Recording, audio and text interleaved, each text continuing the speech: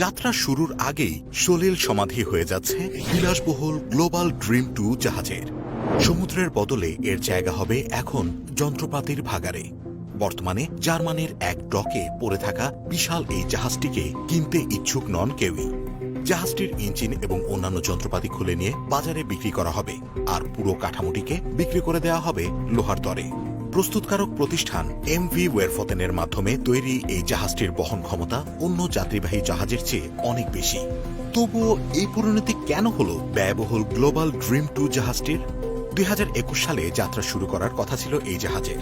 তার আগেই বিশ্বজুড়ে আঘাত আনে করোনা মহামারী। ব্যয়বহুল বিশাল আকৃতির জাহাজগুলোর চাহিদা কমতে থাকে ক্রমশ। সে সময় পর্যটন শিল্পে করোনার প্রভাব সবচেয়ে বেশি, যে কারণে ব্যবসা ক্ষেত্রে রীতিমতো ধস নামে। আর ব্যবসা বন্ধ হওয়ায় একরকম পথে বসেছে জাহাজটির প্রস্তুতকারক এমভি ওয়েরফতেন। অবস্থা এমনই বেগতিক হয় যে দেনা মেটাতে শেষ পর্যন্ত এবছরের জানুয়ারিতে নিজেদের দেউলিয়া ঘোষণা করে প্রতিষ্ঠানটি। শুরুতে বিশাল জাহাজটি বিক্রি করার চেষ্টা করে মালিকপক্ষ। ক্রেতা না পাওয়ায় শেষ পর্যন্ত সিদ্ধান্ত হয়েছে ইঞ্জিন ও অন্যান্য যন্ত্রপাতি খুলে বাজারে বিক্রি করার, আর কাঠামোটি বিক্রি করা হবে স্ক্র্যাপ অর্থাৎ চলতি কথায় ভাঙারি হিসেবে। অর্থের অভাবে নিজেদের ডকটি তারা জার্মান সংস্থা থাইসেন গ্রুপের কাছে বিক্রি করে দিয়েছে। কিছুদিনের মধ্যেই এমভি ওয়েরফতেনকে ওই ডক খালি করে দিতে হবে। থাইসেন গ্রুপের নৌসেনা বিভাগ ওই ডকে সেনাবাহিনীর জন্য যন্ত্রপাতি ডুবোজাহাজ তৈরি করবে 2024 সাল থেকে। এমভি ওয়েরফতেন নিজেদের দেউলিয়া ঘোষণা করার পাশাপাশি যাবতীয় সহায় সম্পত্তি বিক্রি করে বাজার থেকে টাকা তুলতে চাইছে। জাহাজটির বাইরের অংশটি নানা রকম শিল্পকলা সমৃদ্ধ।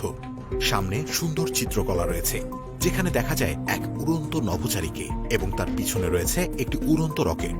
জাহাজটির সবচেয়ে উপরে থাকার কথা ছিল একটি সুবিশাল সুইমিং পুল এবং থিম পার্ক। মাঝের অংশে থাকার কথা ছিল সর্বোৎকৃষ্ট সিনেমা হল। 20 তলা জাহাজটিতে 9000 যাত্রীকে ঠাঁই দেওয়ার জন্য সুসজ্জিত ঘরের ব্যবস্থা ছিল। এশিয়ার বাজারের কথা মাথায় রেখে তৈরি করা হয়েছিল এই জাহাজটিকে। যদিও জাহাজটির আরও কিছু কাজ বাকি ছিল। যদি ইউরোপ বা আমেরিকার বাজারে ব্যবহার করতে হতো, সেক্ষেত্রে জাহাজটিতে বেশ কিছু নতুন পরিবর্তন আনার প্রয়োজন ছিল, যেটা করতে গেলে খরচ আরও বেড়ে যেত। নাম শুনে আন্দাজ করা যায় গ্লোবাল ড্রিম 2 এর আরও একটি ভার্সন রয়েছে। সেই ভার্সনটির নাম শুধু গ্লোবাল ড্রিম। এই জাহাজটিকে নিয়ে এখনো কোনো চিন্তাভাবনা শুরু করেনি প্রস্তুতকারক সংস্থা। সব ঠিকঠাক থাকলে দুটি জাহাজই হয়তোবা একই সাথে বিশ্বের বৃহত্তম যাত্রীবাহী জাহাজের তকমা পেত। তাদের একত্রে মিলিত ওজন হতো 2,08,000 টন।